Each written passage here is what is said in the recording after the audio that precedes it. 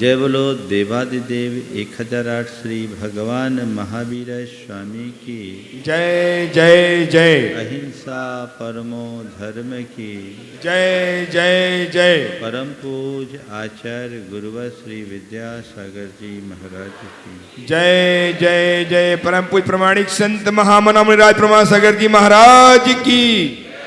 परम पूजन सागर जी महाराज की।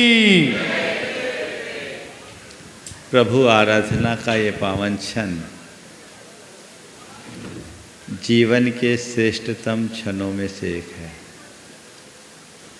आज आप सब लोग बड़े आनंदित दिख रहे हैं। आनंदित है ना? जिधर देखो उधर प्रभु, जिधर देखो उधर प्रभु। मुझसे एक बच्चे ने पूछा कि महाराज जी, जिधर देख रहे उधर भगवान, इतने सारे भगवान विराजमान क्यों किए? एक ही वेदी में भगवान विराज देते तो हो जाता। हमने कहा ऐसा केवल इसलिए किया गया कि हम जहाँ जाएं, जहाँ देखें, वहाँ हमें केवल भगवान ही दिखे और मन में केवल ऐसी ही भावना जगाएं कि हे प्रभु, मेरे नैनों में ऐसी पवित्रता आ जाए कि मैं जिसे भी देखूं उसमें उसकी भगवत्ता का दर्शन हो, सब में मुझे केवल और केवल भगवान दिखे। ये मेरे अंतरंग में घटे, ऐसा प्रयास हम सबको करना चाहिए। हम सिद्धों की आराधना कर रहे हैं। आज 4 बातें आप सबसे करूंगा। आराधना क्यों? आराध्य कौन? आराधक कैसा? और आराधना का फल क्या? आराध्य, आराधक, आराधना और आराधना का फल। आराध्य कौन है? जिनकी हम पूजा रच रहे हैं, वे प्रभु परमात्मा हैं। उनकी हम आराधना कर रहे हैं, वे हमारे आराध्य हैं। और हम क्या हैं? आराधक। और हम में और उनमें फर्क क्या है? महाराज, हम नीचे बैठे, वो ऊपर बैठे हैं। हम संसार में हो, मुक्त हैं। ये अंतर तो केवल क्षेत्रगत अंतर है। पर संत कहते हैं भगवान में और हम में जो अंतर है वो क्षेत्रगत अंतर नहीं, वो कालगत अंतर नहीं, वह द्रव्यगत भी अंतर नहीं है। वो अंतर भावगत अंतर है। हम में और भगवान में जो अंतर है वो भावगत अंतर है। भावगत अंतर? हाँ, हमारे भाव और भगवान के भाव में अंतर है। हमारे भाव में कर्म का प्रभाव है और भगवान के भाव में स्वभाव का प्रभाव है, स्वभाव का आविर्भाव है। तो जो स्वभाव से जुड़ा भाव है वो परमात्मा है और जो कर्म से जुड़ा भाव है वो आत्मा है। बदलाव किसमें लाना है? केवल भाव में। समझ रहे? जिन परमात्मा की आज हम आराधना कर रहे हैं, कभी वे भी हमारी तरह ऐसे आराधक बने हुए थे। आज वे आराध्य हो गए। परिवर्तन कैसा? भावात्मक परिवर्तन, भावगत परिवर्तन। ये भावगत परिवर्तन ही उनके जीवन की एक श्रेष्ठतम उपलब्धि बनी। आज हमें क्या करना है? क्या करना है? केवल अपने भाव में हिलोर लाना है। भाव बनाकर यहां आए हो, भाव बनाकर आए कि नहीं आए, है ना? भाव बनाकर आए हैं, भाव लगाकर पूजा करो और स्वभाव पाने का लक्ष्य बनाकर यहां से विदा होना, जीवन धन्य होगा। प्रभु, अभी तक मैं अज्ञानमय भाव में जीता रहा, आपकी चरण सन्निधि में आने के बाद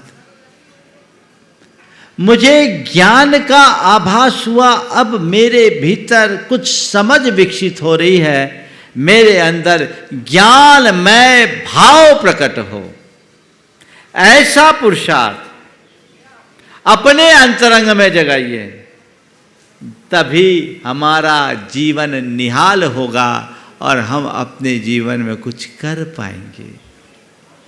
तो भाव में परिवर्तन चेतना के गुणात्मक परिवर्तन का सबसे बड़ा आधार है।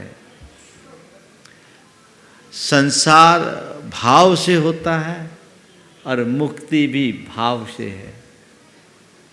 अगर हमारे भाव में स्वभाव जुड़ जाए तो मुक्ति, और भाव बिगड़ जाए, अन्यथा हो जाए, विभाव हो जाए तो बंधन। प्रभु हमारे आराध्य, जिन्होंने अपनी भाव शुद्धि के बल पर स्वभाव को प्राप्त किया और हम सबको उस स्वभाव को उद्घाटित करने का मार्ग दिया, हम अपने भीतर उस स्वभाव को उद्घाटित कर सके, ये हमारा मूल लक्ष्य होना चाहिए। और जब तक स्वभाव को पाए तो पाए, प्रभु इतना आशीर्वाद मिल जाए, इतनी शक्ति मिल जाए कि जब तक हम पूजा करें हमारे भाव कम से कम पूजा के बने रहे। एक बात आप सबसे कहता हूँ, जितने भी परमात्मा हैं वे सब कभी हमारी तरह संसारी रहे हैं। अनादि सिद्ध परमात्मा कोई नहीं, कोई भी अनादि सिद्ध परमात्मा नहीं है। सब कभी न कभी संसारी बने रहे हैं, लेकिन उनने अपनी आत्मा को जगाया, आज परमात्मा बन गए। हम अपनी आत्मा को जगाएंगे, हम भी परमात्मा बनेंगे। और जब वे परमात्मा नहीं बने तो उन्होंने क्या किया? परमात्मा की आराधना की। हमने 24 तीर्थंकरों के चरित्र को पढ़ा। वे जब जब 10 भावों के इतिहास को पलट लो, 24 तीर्थंकर में किसी भी तीर्थंकर के, जब जब वे श्रावक पर्याय में रहे, उन्होंने 2 कर्म अपने जीवन में खूब जी भर करके किया। एक पात्रदान और दूसरा देव पूजा। पात्रदान और दूसरा देव पूजा जी भर करके किया। जब मुनि बने तो उत्कृष्ट तप किया, ज्ञान की आराधना की, और अपने उपदेश में भी उन्होंने क्या किया? कहा गृहस्थ के लिए 2 धर्म है, दान और पूजा, और साधु के लिए 2 धर्म है, तप और ज्ञान, ज्ञान और तप। दान पूजा से गृहस्थ जीवन सुशोभित होता है और दान ज्ञान और तप से साधु जीवन प्रतिष्ठित होता है, विभूषित होता है। तो आराधना करना है, आराध हमारे सामने है, उनको लक्ष्य बनाओ ताकि हम अपने जीवन में उस आराधना को घटित कर सके। देवताओं को देखो, सारे देवता अभी प्रभु आराधना में लगे हुए हैं कि नहीं? सारे देवता प्रभु आराधना में लगे हुए हैं। क्यों? देवताओं को प्रभु आराधना करनी है क्यों? कई बार लोग बोलते हैं ना, किसी से पूजा भक्ति करें, मेरा सब कुछ ठीक चल रहा, हम क्यों करें पूजा भक्ति? और कुछ लोग एक और डायलॉग मारते हैं, हमने कोई पाप ही नहीं किया तो हम पूजा क्यों करें? जो पाप किया है वो पूजा करे। ऐसा डायलॉग होता है ना, खासकर युवाओं का, कि हमने कुछ किया ही नहीं तो हम पूजा क्यों करें? ऐसे लोगों से मैं कहता हूँ, देवताओं से मिलो। देवताओं के जीवन में कोई अभाव नहीं होता, और सामान्यतः देव बहुत विशुद्ध परिणामी होते हैं। उनकी शुभ लेशाएँ होती है, उनके द्वारा तुम्हारी अपेक्षा और कम पाप होता है। जिसे तुम पाप समझते हो, साधारण देव वैसा पाप प्राय करते ही नहीं। फिर भी देवता आराधना क्यों करते हैं? कभी आपने सोचा देवता गण आराधना क्यों करते हैं? कोई कमी है? अगर देखा जाए तो बाहर से कोई कमी नहीं, लेकिन फिर भी वे आराधना करते हैं। केवल इसलिए करते हैं कि उन्हें बाहर की किसी चीज़ की ज़रूरत नहीं है। वो बाहर के वैभव को पाने के लिए भगवान की आराधना नहीं करते हैं, अपने गुण वैभव को बढ़ाने के लिए भगवान की आराधना करते हैं। कहावत है, खरबूजे को देखकर रंग बदलता है ना। हम जब प्रभु की आराधना करते हैं तो प्रभु की आराधना में हमारे अंदर अपने आप आराध्य का पन के प्रति लगाव बढ़ता है, और हमारे भाव विशुद्धि से गुण वैभव बढ़ने लगता है। मैं आप सबसे कहना चाहता हूँ, भगवान की पूजा भक्ति इसलिए मत करो कि मेरे जीवन में कोई दुख है, कष्ट है, मैं उसे सह नहीं पा रहा हूँ। भगवान की पूजा आराधना इसलिए मत करो कि मैं दुख को कष्ट को सह नहीं पा रहा हूँ। अपितु भगवान की पूजा आराधना इसलिए करो कि मेरे जीवन में कभी कोई दुख बचे ही नहीं, और दुख कितना भी आए मैं उसे सहने में समर्थ बना रहा हूँ। अपने गुण वैभव की वृद्धि हमारा लक्ष्य होना चाहिए। ये हमारी आराधना का उद्देश्य है। देवता लोग अभी सब नंदीश्वर में मगन हैं, क्योंकि उनको आनंद मिल रहा है। उनका जिन्हें हमें प्राप्त करना है, जो हमारा लक्ष्य है, जो हमारा ध्येय, उनके गुणगान से हृदय में अपने आप विशुद्धि बढ़ती है। जो लोग कहते हैं कि जिनने पाप किया वो पूजा करे, उनसे मैं कहता हूँ कंसेप्ट बदलो।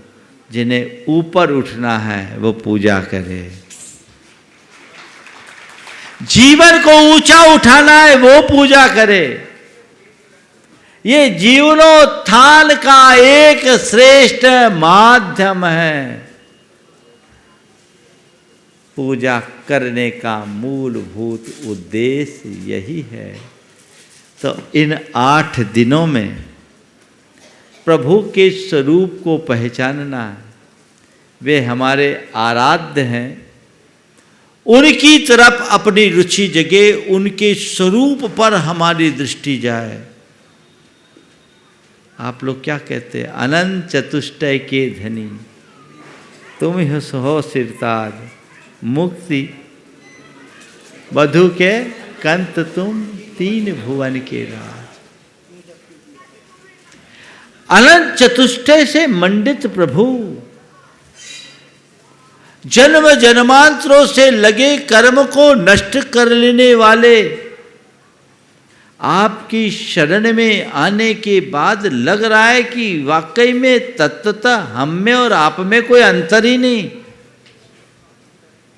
हम में और आप में कोई अंतर नहीं है। यहां आने के बाद हमें यह प्रतीत हो रहा है। आज हमने अपने स्वरूप को जाना।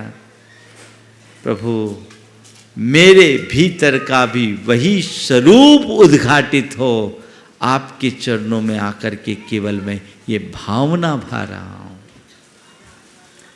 हमारी पूजा के दो रूप हैं।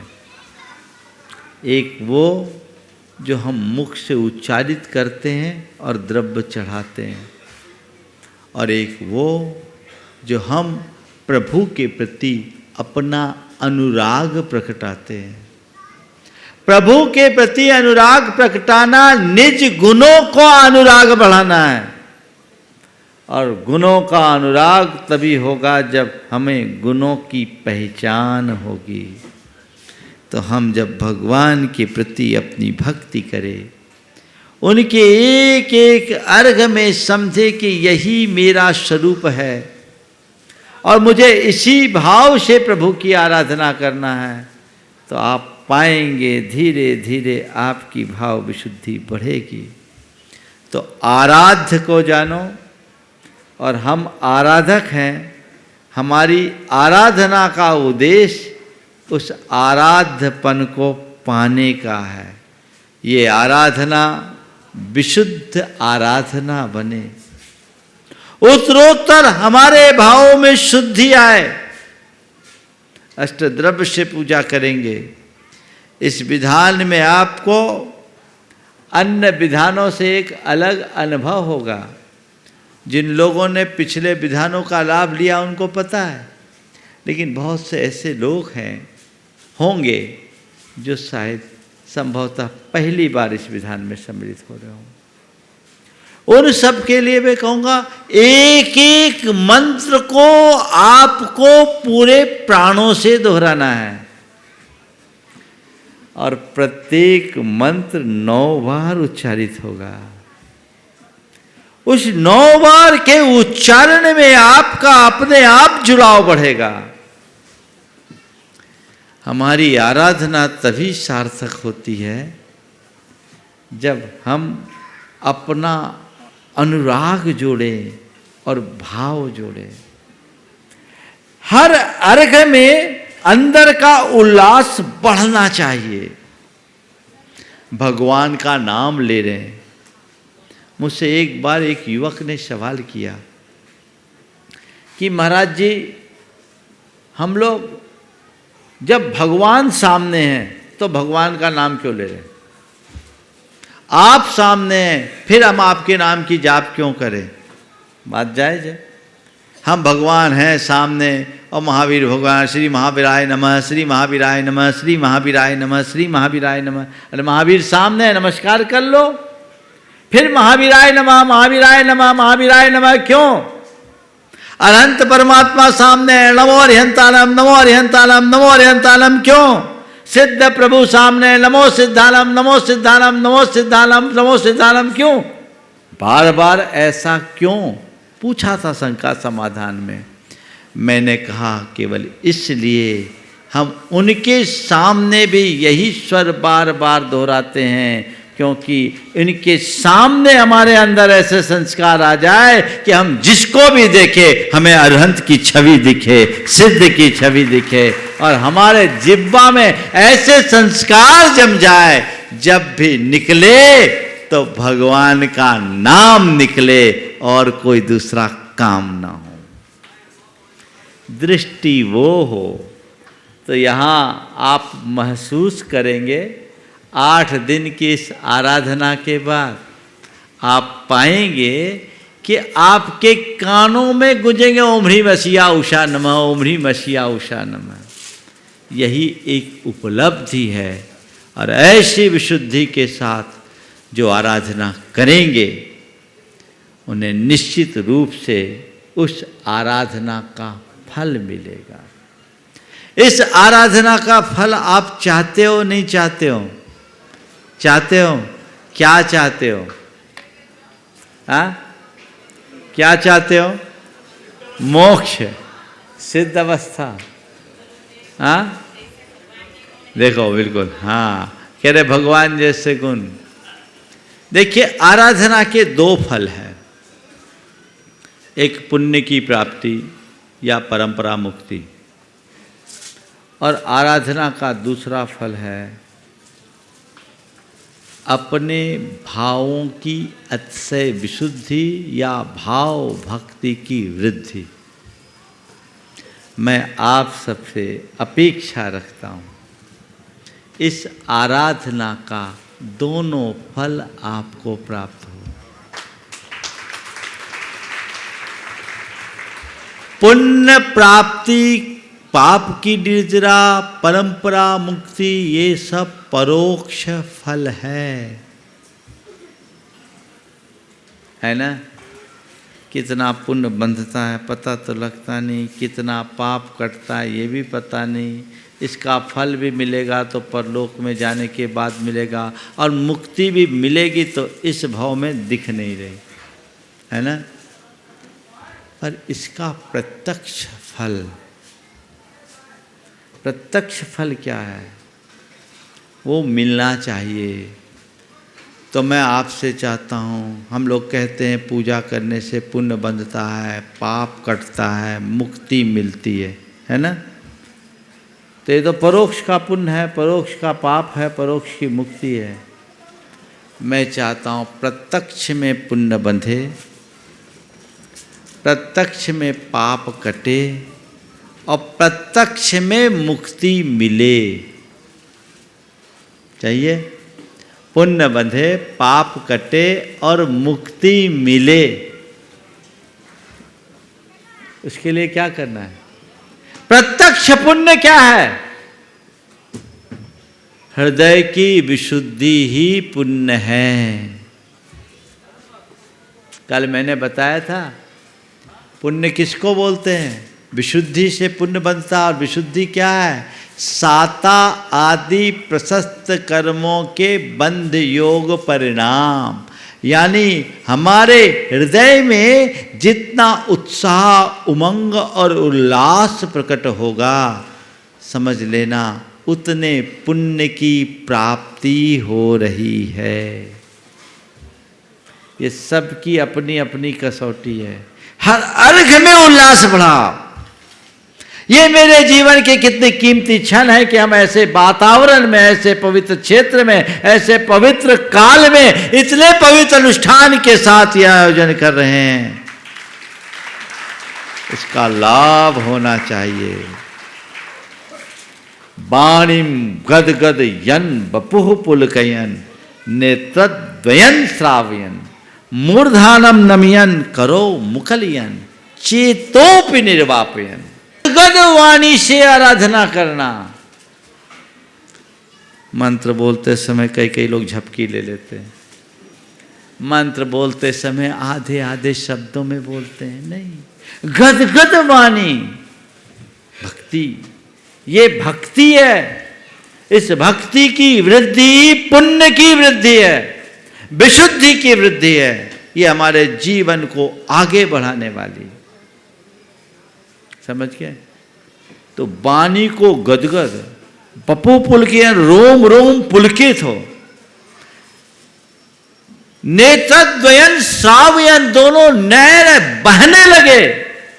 मूर्धानम नमयन, सिर झुकाकर, करो मुकलियन, कर मुकलित करके, चेतोपि निर्वापयन, अपना चित्त प्रभु के चरणों में अर्पित करके। अर्घम निरुपामति नहीं, चित्तम निर्वपामीति स्वाहा। ये आराधना है। तो ऐसी आराधना होगी, विशुद्धि की वृद्धि हो रही है यानी पुण्य आ रहा है, संक्लेश मिट रहा, अहम गल रहा है यानी पाप कट रहा है, और मुक्ति, संसार से मुक्ति भले न हो, पूजा आराधना से हमने ऐसी बोध और समझ प्राप्त कर लिया कि हमारे दुखों से हमारी मुक्ति हो रही है, दोषों से मुक्ति हो रही है, दुर्बलताओं से मुक्ति हो रही है, दुर्गुणों से मुक्ति हो रही है। ये मुक्ति इस आराधना का प्रत्यक्ष फल है। पूजा अर्चा नित्य करते रहने के बाद भी मेरे दोष, दुर्बलता, दुर्गुण और दुख ज्यों की त्यों बरकरार है,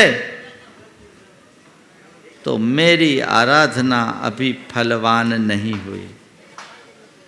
लेकिन उन्हें देखकर हम अपने अंदर कुछ परिवर्तन घटित कर रहे हैं, तो समझना हमारी आराधना सफल हो गई। अपनी आराधना को हम सफलीभूत करें, उस आराधना का फल प्राप्त हो, ये प्रत्यक्ष फल हो। और एक और बात, बस एक ही बात, भक्ति बढ़े, भक्ति बढ़े, बस चलते रहे, आनंद आता रहे, तो जीवन धन्य होगा। बोलिए परम पूज्य आचार्य गुरुवर श्री विद्यासागर जी महाराज की